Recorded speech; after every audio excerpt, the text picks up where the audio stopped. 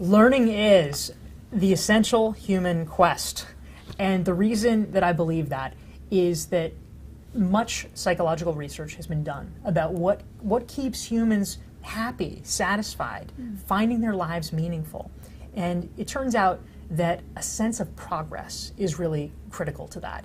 Teresa Amabile, who's a professor at Harvard Business School, actually wrote a book called The Progress Principle, which shows that what keeps workers really happy and engaged is feeling, not necessarily they have to have a huge win all the time, but that they're making steady incremental progress. That's what learning is every day, is moving the ball forward. And if we can have that in our lives, if we can seek that out in our lives, that is a recipe for personal success and fulfillment.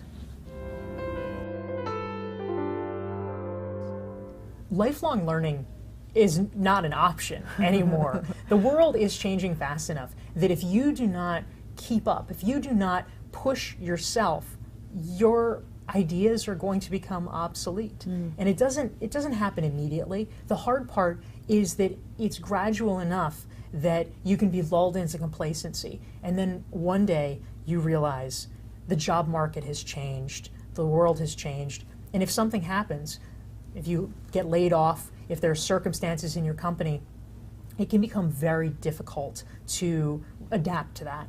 That's why in my first book, Reinventing You, I actually talk about the distinction between what I call lowercase r reinvention and capital R reinvention.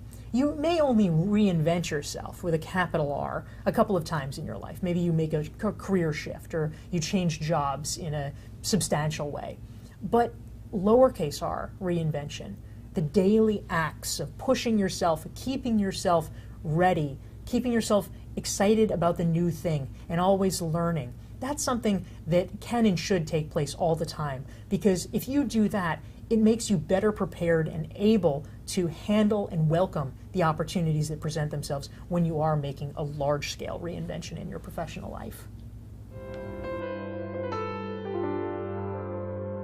One of the things that I've been learning about this year, it's been one of my big goals for 2015, is actually about how best to do online marketing and grow email lists. I have come to the conclusion that because so many of the traditional channels of communication are eroding, that we need to create our own channels. It is great to have a lot of followers on Facebook or a lot of followers on Twitter, but ultimately those are platforms that are controlled by other people. And one change in the algorithm or the policies, and your connection with those fans or those followers is gone.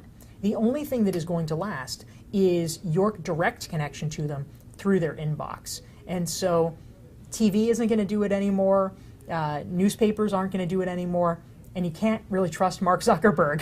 So, so true. Having your own list is critical.